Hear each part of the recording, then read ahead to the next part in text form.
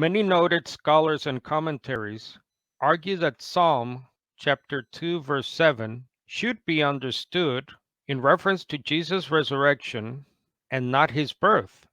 This is due to early mistranslations of Acts 13 verse 33, which should read, God has fulfilled this promise to those of us who are the descendants by raising Jesus, as it is also written in the second psalm, you are my son, today I have fathered you, or begotten you.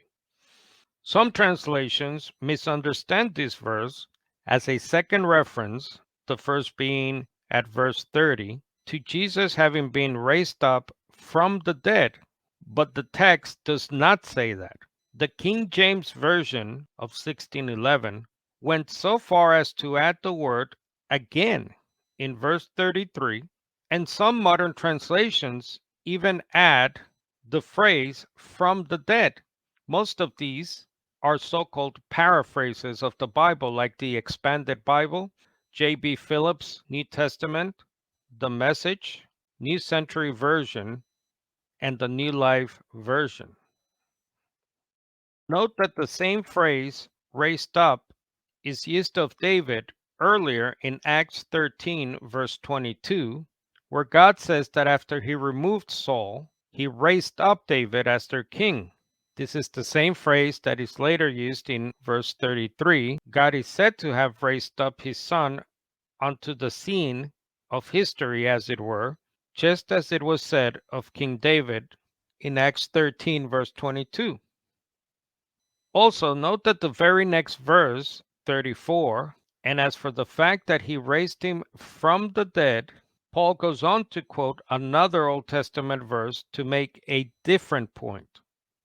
The Popular Vine's Expository Dictionary of the New Testament notes that the Greek word translated raise, that is up, in Acts 13 verse 33, can be used of raising up a person to occupy a place in the midst of a nation, said of Christ in Acts 3 verse 26, Acts 7 verse 37, and Acts 13 verse 33.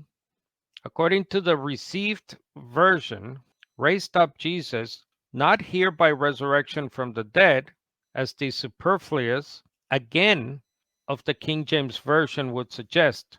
This is confirmed by the latter part of the verse, which explains the raising up as being by way of his incarnation, in other words, the virgin birth of Jesus, and by the contrast in Acts 13, verse 34, where stress is laid upon his being raised from the dead, the same verb being used.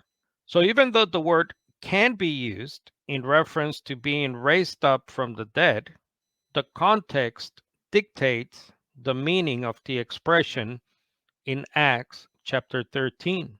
This is in complete harmony with the writer's use of Psalm 2:7 as the begetting, that is, the procreation of the Son from the womb and not from the tomb.